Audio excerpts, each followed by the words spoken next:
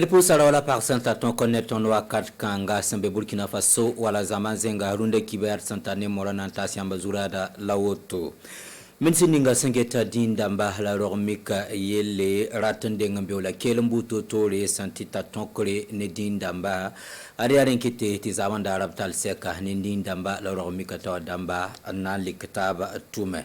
ina kelem wilgila me ti karsam damba pasak yar sulla sambe karambi bonra ministère porto bonti sina feb seka kibakitba na convenam senkende ne na kina buto tole gouvernement syndicat to wuligde ti pata bam dabo senkende karsam damba zaba wenge sambi serkien dal kiba wek so pour un alias na yilenti la fi la wumta manan kinyaka ton tenga pour la ministre ninga sengeta dindamba la roromika yel tal seka ne dindamba tawadamba la roromika tawadamba to nazine le kitab tu ben sana yile to blebre ngesi gwambu to tolo sen yibin yita dindamba tawadamba nenge alias na yile tikelembu to tolo sen tital tonko ne dina la roromika betonre en conseil kanga tiare la lafi wa ton kinyera itanga pour atum tasin zinbene quand you know sidoni Paul David Bambara opa mampenda ministre ninga sengeta dina dindamba la ro Mikael tinanti kilra ko pam venam seka zugu Isaka Surwema mun gamante abra singen tum da tuma tikatuni tiskanga when na masha to tora to damba la singen tum da tuma la mun game tiam han tum ne tuma to ne lolum pusiamba a king da yam sura le pahme yam ha le ben sirtaba ti wala ninga fa na ko to yam yam ha nyam piga yam ni yan han kenge ananta ma yama we passe donc yo fa na pa ma yama we tina yira hin da mi yam ni no den da tar yam ni no din sa ya boto ne bam me ngara ndata me titis kanga zita to ne me hin da yak nan tum na sa ni 2022 woto no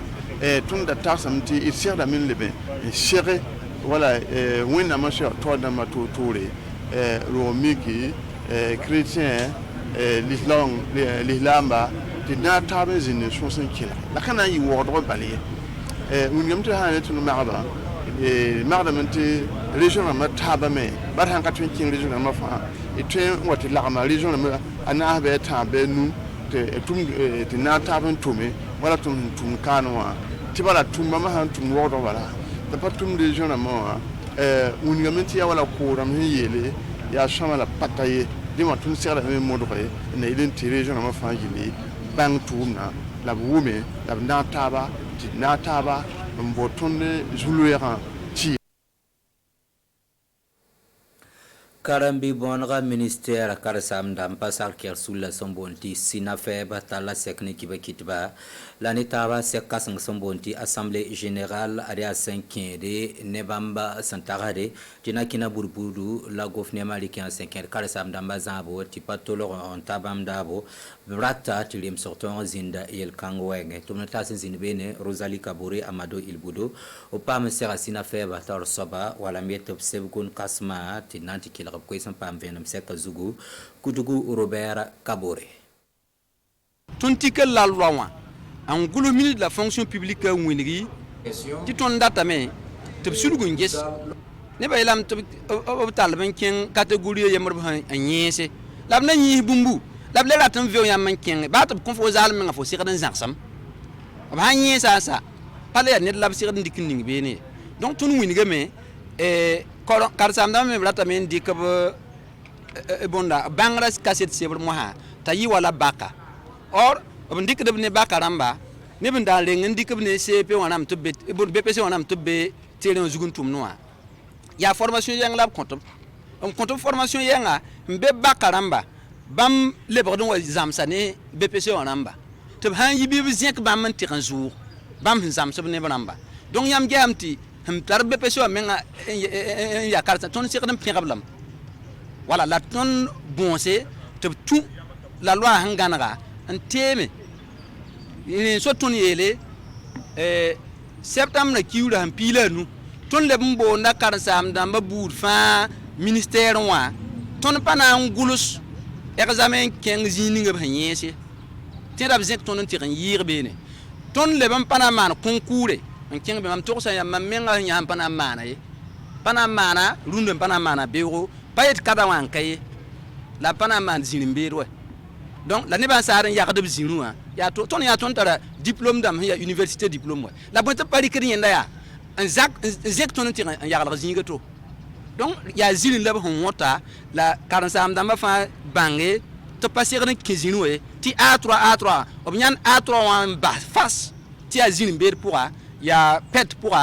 ya prison pour la banda tin ba voilà ton to kon c'est le ministre de la fonction publique te bi sulu ngeti ya gonera en segade ndik no bamme en yolose manartumda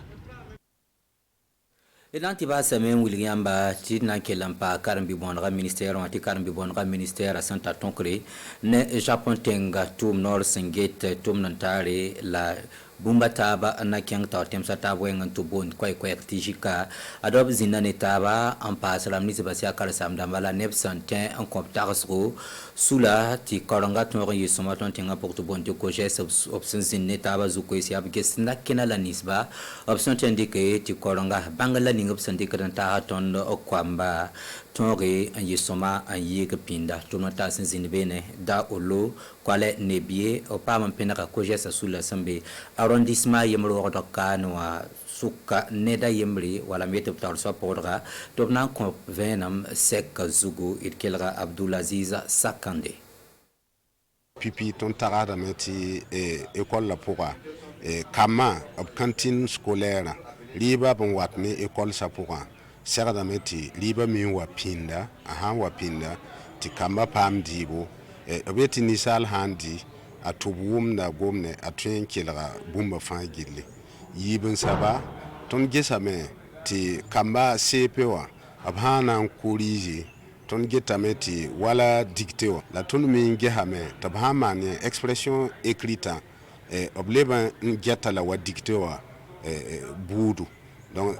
alors que expression écrite seradan gehabiga yamhan an karamta yamata zile ningo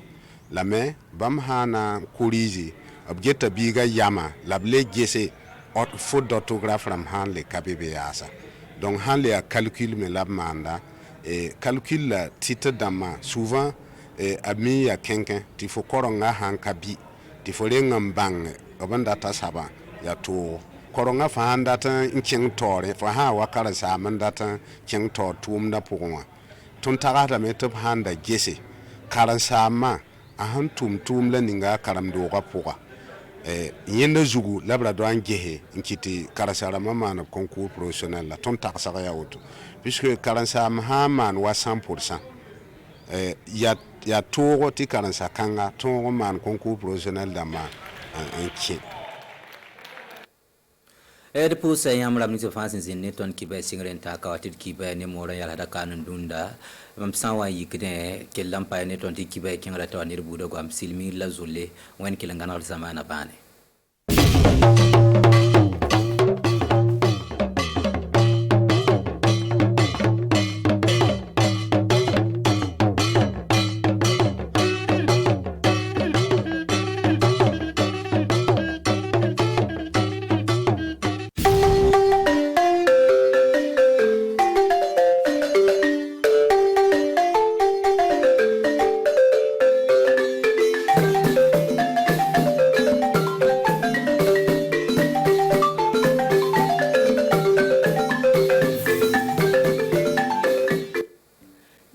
so mi sigini be jamana kalanko yankuna katemo ka barabolo do fe lu ɲɔgɔn ye ba sigi kun na sini an fɛ yan wagatuguni kadiogo mara kalanko ɲɛmaw ye ka filɛbu hakiliw jagabɔ cogo min ka taa kalan sabatilu ko la an ka jamana kɔnɔ an bɛ sen ka n'o koɲɛw kan an ka kibaruya kɔnɔ Kenedugu mara la olu yi lombo fana ka hakiliw jagabɔ ka taa funankew yɛrɛ ka baarakoya kan o lon sigira lomba sababura min yɛrɛ bɔra funankew tɔgɔla min na o lase aw ma an ka kibaruyaw laban na faso télévision kanubagaw aw dan se an ka bi jumadon ka kibaruyaw la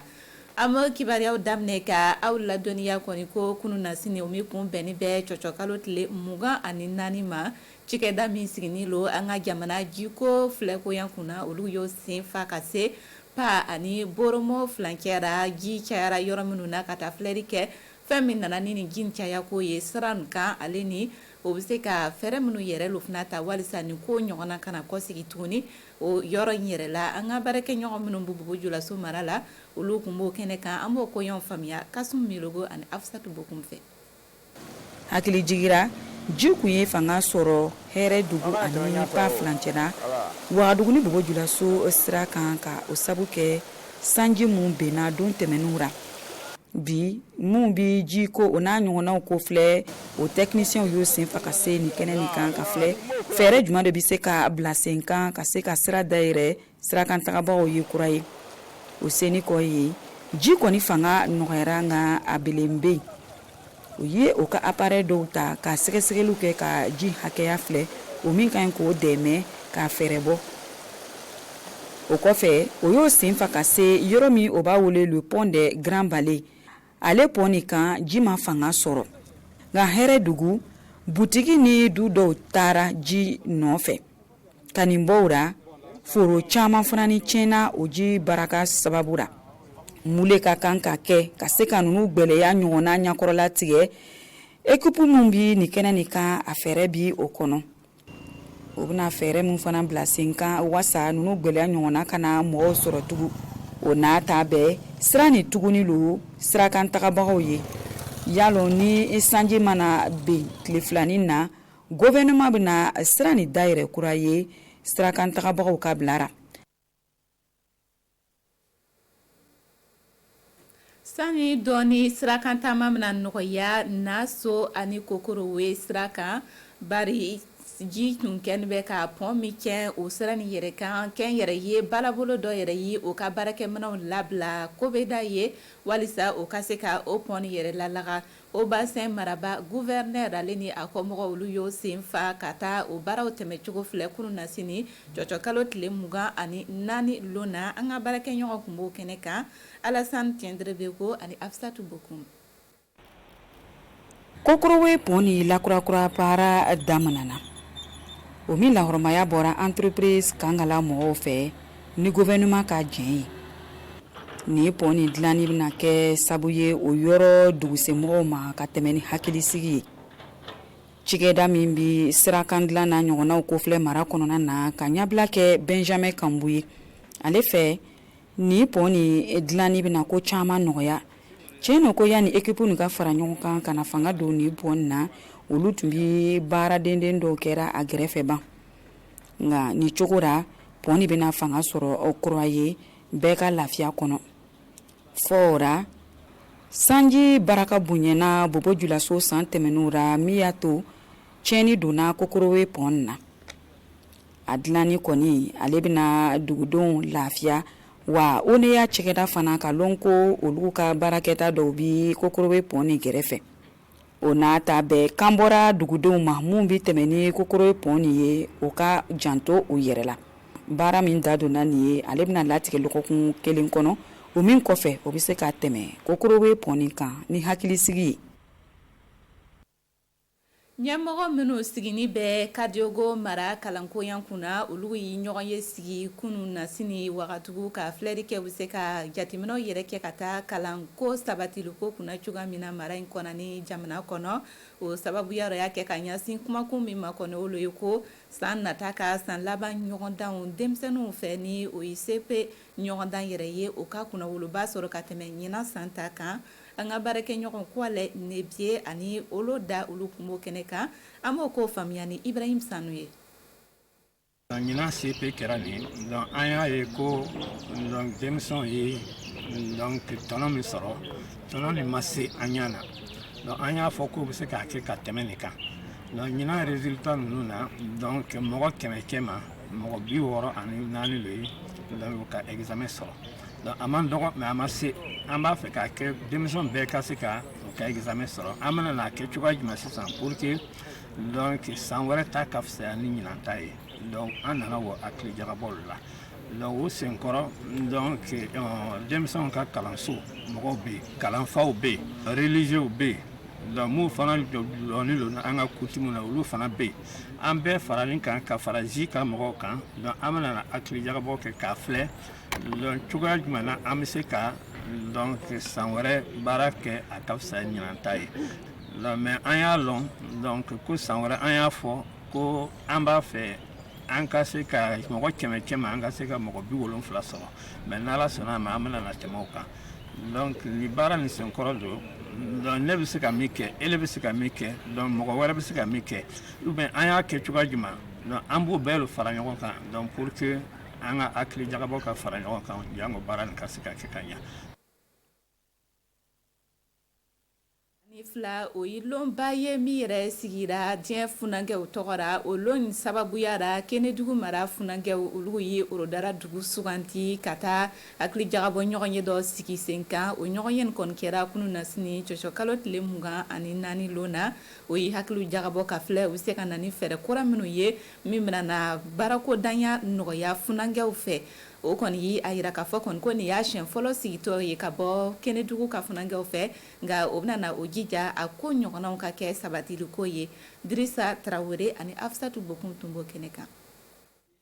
Orodara dugu de sugandira ka Journée internationale de la jeunesse seli kɛ Kɛnɛdugu province kɔnɔ. Tiɲɛno ko o selidon tɛmɛna bawo a bɛ latigɛ août kalo tile 12 dira san o san ka di jeunes ma o ka o hakili jagabɔ ka filɛ o bɛ se k'u niyɔrɔ bi bɔ cogo min na ka ɲɛtaga sɔrɔ o ka kɛtaw ra. O bɔra caman ka Orodara ka mairie fa ka filɛ yɛrɛta baara yɛrɛ nege bɛ se ka don funangew ra cogo min na o ka se k'u ka siniɲɛsigi labɛn ni hakilisigi ye. Ni hakilina fana ni mina mara ɲɛmaw ma. An ka laɲini ti dɔwɛrɛ ka se ka jeunes fara ɲɔgɔn kan jeunes ka bɛn kelen ma ka kan kelen fɔ ka mɔgɔ hali mɔgɔ dɔw bɛ Morokow lo olu bɛɛ lajɛlen an y'o ci bila o bɛɛ lajɛlen ma an y'o bɛɛ fara ɲɔgɔn kan ka se ka kan kelen fɔ ka hakiliw fara ɲɔgɔn kan pour que Burkina ka se ka développer. Nin diyara an ye nin bɛ jamana lataa ɲɛfɛ k'an ka province yɛrɛ lataa ɲɛfɛ jeunes ye o lajɛ min kɛ o diyara ne ye ko ni ce ala k'o bɛn kelen ma u bɛ ko k'o ladege ala ka o lɔnni se u ma ka o se kɛ o ye. O funange mɔgɔ 600 ɲɔgɔnna ka bɔ Kɛnɛdugu Tui ani u ye province kɔnɔ olu ye kalan ni kunnafoni jɔnjɔn sɔrɔ ka taa yɛrɛta baara damani kan o min ka ɲi k'o dɛmɛ ka lɔ n'o yɛrɛ ye sini ma. Olu ye kalan sɔrɔ énergie solaire ra n'an ko énergie solaire o ye plaque ka installation le ye olu ye kalan sɔrɔ ka taa ale fan fɛ o tɛmɛnen kɔ an tilara ka mɔgɔw former fɛngɛra nɔgɔ farafin nɔgɔ dilanna ani farafin produit ninnu minnu bɛ bio faga n'o bɔra formation na direct u ka se ka taa baara kɛ ni ale lɔnni nin ye pour que ka se ka to ka dɔnni ɲa o yɛrɛ ma hali ni o ma don fonction publique ra. Hakili jigira Journée internationale de la jeunesse ale bilara sen kan san 1999 Nations Unies tɔnbolo sababura o ye nin lon ni latigɛ funangew ka bilara wasa olu fana ka o nin ta ni selira. An ka ni lɔgɔkun julakan kibaruyaw bɛ dan ɲa aw ni ce aw ka faamuyaliko ɲuman na an bɛna wuli sisan ka sigiyɔrɔ to filakan fɔlɔ fɛ ni Bubakar Boli ye ala ka juma hɛrɛ di an bɛɛ lajɛlen ma.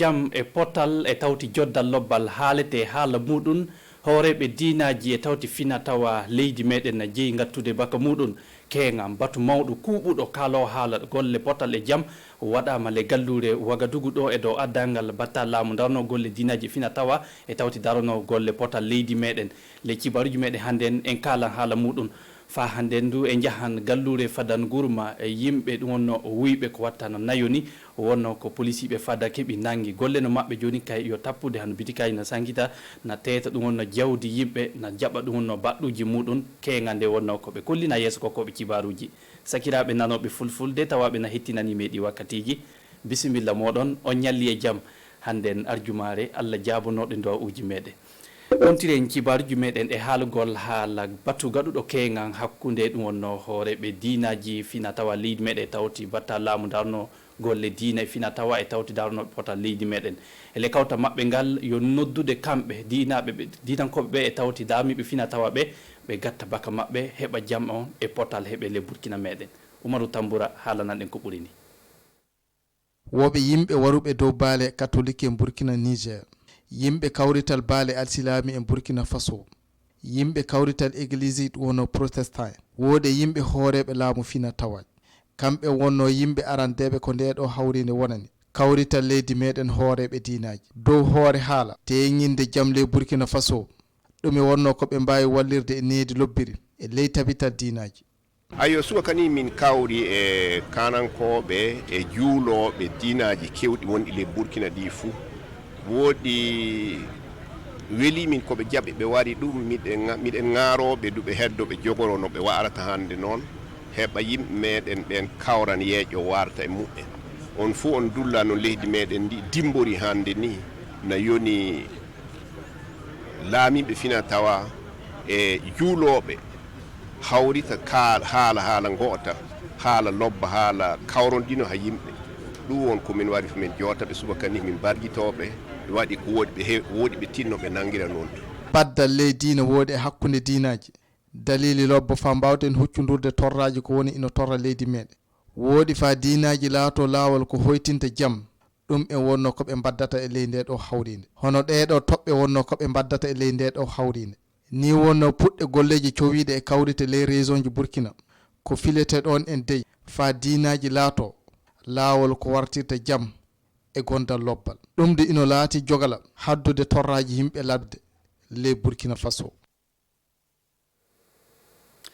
keddoɗen le gallure Wagadugu ɗo kaalen haala cellal e ndelle hannden beete yimɓe kawjiɓe habdude ko ɓuri fuu jonte paale naɓe goni e anniya e joni kay yiɗude burkinaɓe arkillaji bawɗi habdude joni kay jonte kefam arkillaji ɗiɗi soni ɓe etti ɓe tawi milliuji ko watta 16 muɗum wonno ko ɓe jeɗata hikka ndelle arkillaji ɗin ko mbinomi ɗum ɗum milliarduji 40 wonno ko hani wuttinede fa yiɗugol ngol yaara no wuɗiri ele ɗon soni on daari fuu ɓe gaɗi etore du ɓe tawi ke hano hitande faltine nde burkinaɓe ko ɓurta milliuji 12 wonno ko naawu jonte paale wonno ko hewtiti soni on daari le maɓɓe ɗon tawanke ujunaji 600 maɓɓe jonte ɗe tampiniɓoy sanne ele maɓɓe du on daari fon tawanke yimɓe ko watta ujunaji 4 e yimɓe 350 wonno ko maayi rawani nde saabi ɗum wonno jonte paale ɗe ele ɗon ndelle hikka wonno kile joyoɓal ko laamu burkina meɗen haɓɓi anniya e yiɗude ɗum wonno arkillaji ɗi hokka suudu baaba ele ɗon du so noon daari fo arkillaji ɗi neɓugol muɗum yo duuɓi 3 woɗi du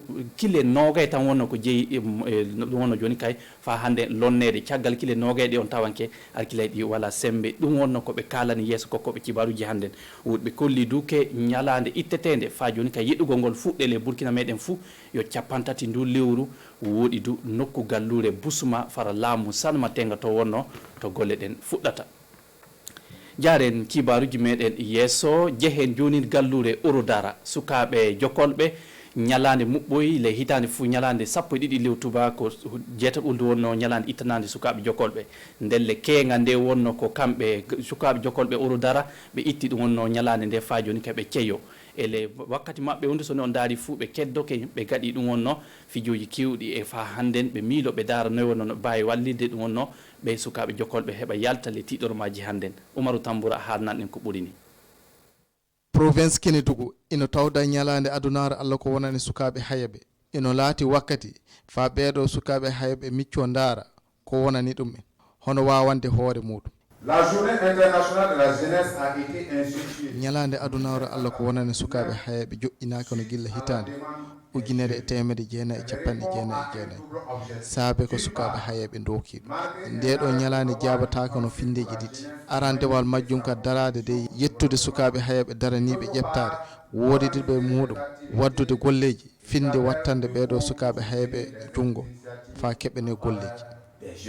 C'est dans cette dynamique qui est dans notre province aussi. Woɗumi saabi de minen de le province amin min miiji min tawi ino laati hunde ko woodi fa ndeɗo ñalande darani yettude sukaɓe hayaɓe daraniɓe ƴettade guendi amin woodi noddude gollediɓe fa gattana ɗum e junggo fa pilene kamɓe ndu golleji puisse le faire. golleji hono ni wonno arandewal muɗum ley orodara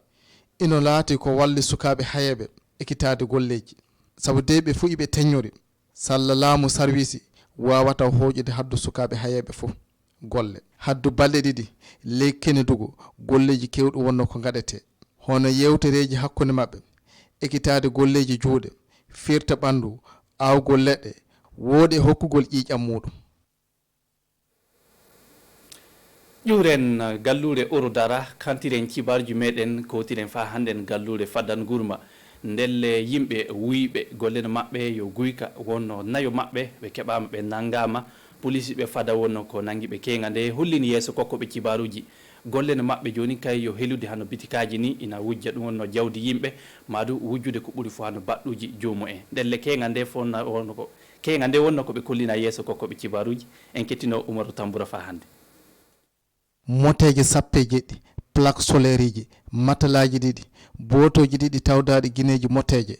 ɗum wonno ko wuyɓe nayo tawda wakkati nde police en fada gurma nangi ɓe to ɓe tawda e gollidinde neɗɗo kawjinaɗo bemal moteje ley hiɓere fada gurma wakkati nde ɓe garno fa ɓe gaɗa oɗo bonanta C'est dans l'esprit de cette clause que dans la ɗuude jemma nayi yaade joyi lewru août hitande ujunaje noga ɗiɗi yimɓe tato gari bembal motoje ɗon en wakkati nde ɓe kolluno gardien o koɓe laati dow yimɓe andiraɓe bonanda